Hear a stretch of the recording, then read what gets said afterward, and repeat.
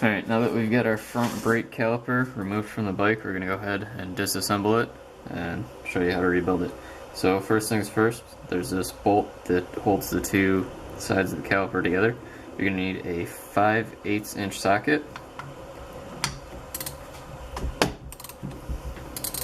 And we're going to take that out.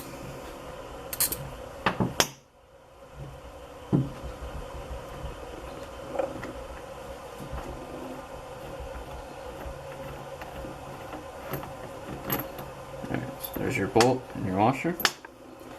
Now these two halves are going to split apart.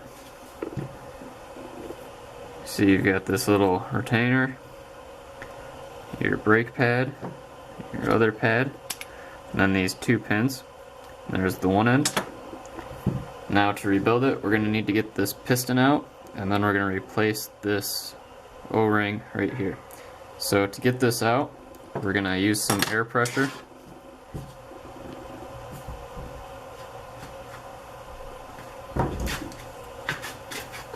You're going to want to make sure that you have some rags or something to catch the piston when it comes out.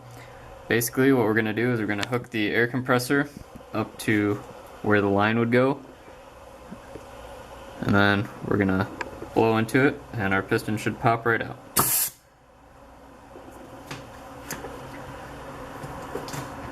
Alright, so you see there's our piston. That's what actuates your brake pads. And then we've got this O-ring seal right here that comes out, and then we've got this other O-ring in here. Just gonna get in there with the pick, pull that out. Now we're gonna just clean everything up, run it through the parts cleaner, and we'll be ready to rebuild it.